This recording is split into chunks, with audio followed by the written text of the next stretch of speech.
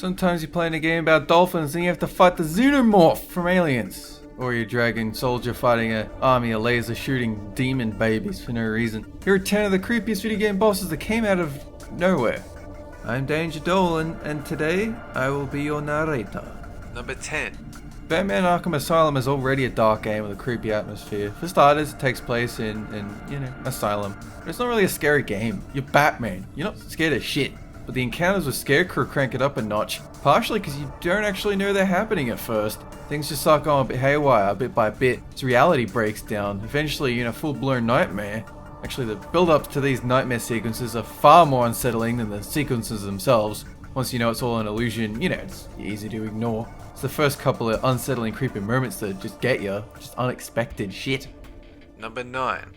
The initial encounter with CROCOMIRE, or however you want to say that, it's really not that bad. He's almost kind of cute with the way his arms scratch the ground like a dog trying to play with you.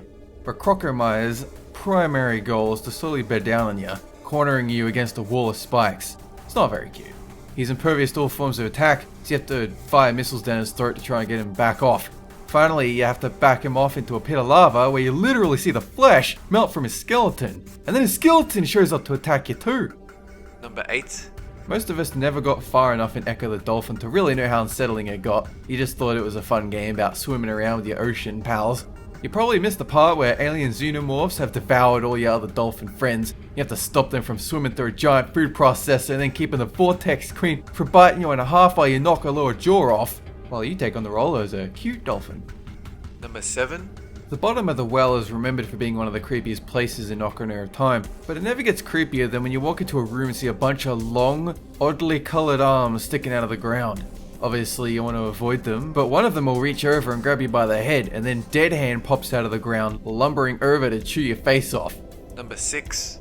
Persona 4 is the type of game where you can fight your way through a strip club labyrinth, and then cap it off with an existential crisis. That's what happens with Shadow Teddie. Basically, Teddie, your mascot character, party member, navigator, isn't sure who he is or where he came from. That self-doubt personifies into this hellish creature, which appears to want to pull you into a void of nothingness. So yeah, this is the existential crisis you get right after you beat the stripper boss. Number 5.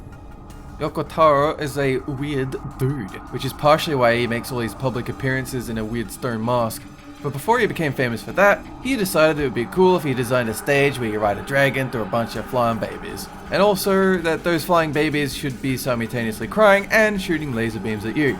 Again, this game is, up to this point, a fantasy series about burning stuff with your dragon. Then it's demon babies. Number 4. If you're used to the Fallout games, having a conversation with an amorphous blob of vaguely human material that grows like a fungus might seem like the most normal thing in the world. But when that blob sounds like he's probably smarter than you and seems to have a couple of different concurrent personalities, well, if you're going into a Fallout as a first timer, you might not have expected you'd go from shooting Hulk and Green Mutants and dudes in power armor to this town hall debate with a melted flesh computer. Don't worry though, the Master is one of the first video game bosses you can beat by talking him into suicide. Number 3. The introduction of the Flood in Halo is one of the scariest moments in gaming history. Up to that point, it's pretty much just been a colourful space battles and cool sci-fi action. But then all of a sudden, there's a dramatic shift in tone. Suddenly you got parasites turning your squad mates into zombies with no way to stop them. Turns out they really can't be stopped. The only way to stop the Flood, you're told, is to literally wipe out all life in the galaxy. But by all means, keep shooting them. Number 2. You're likely thinking that this isn't a boss, and you're right. But anyone who's played this game as a kid knows it belongs here. This mention is just Nintendo trying too hard to be scary, but this was the jump scare to end all jump scares, and even afterwards you never want to go in this room again. But you did, because you need that red coin. Number 1. Earthbound's weird games and creepy moments. You fight cults, zombies, various wild animals, hippies, and cops. Then you get to the end of the game, where you fight a demonized version of your neighborhood bully, and also a shapeless, formless existence that basically represents the concept of existential terror.